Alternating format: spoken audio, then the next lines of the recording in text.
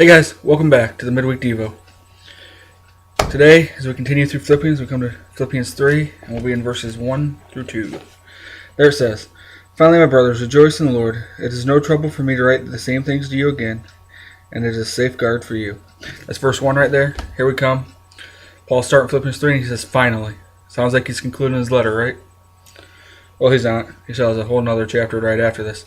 But what he does, something that Dr. Martin Lloyd-Jones used to do, he's a great preacher. When he was going from one subject to the other, Dr. Jones would say, "Very well then." Congregation probably got excited. He's done preaching, right? But no, he was just going from one subject to another, and that's basically what Paul's doing here. Canceling out the last subject he was talking and transferring to another one. That's all it is. And here he is, transferring, telling him, rejoice in the Lord. He's getting ready to get real deep with him. Tell him not to have any confidence in the flesh. But before he does that, he says, rejoice in the Lord.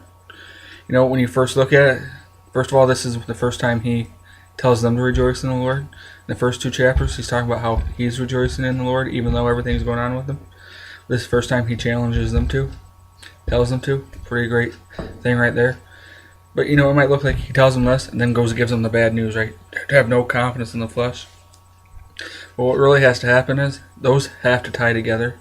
You're not going to be able to rejoice in the Lord if you have confidence in the flesh. They are not going to go together. They can't go together. You need to have the confidence in the Lord, right? And then it's going to be easier to rejoice in the Lord. He tells us a few reasons why in verse 2, and that's why we threw verse 2 in for today. He tells them, watch out for those dogs, those men who do evil, those mutilators of the flesh. He's telling them there's going to be false teachers out there. There's going to be things out there that are going to try to bring you down. And if the confidence is in the flesh, you're going to have problems. But if your confidence is in the Lord, you're going to be able to rejoice in Him. And we're going to go deeper into that in these next few weeks as we go through chapter 3. But you know, just a challenge for myself this week, and hopefully a challenge for you guys is, what do you have your confidence in? Is it in your football team? That way when they loses, you can't rejoice? Or is it in God? And with that, you know, no matter what happens, your confidence is in Him.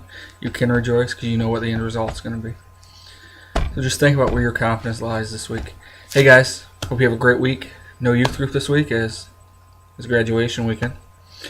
So hope to see you guys at some of the open houses. And we'll be back June 9th and start our series on what Christians believe.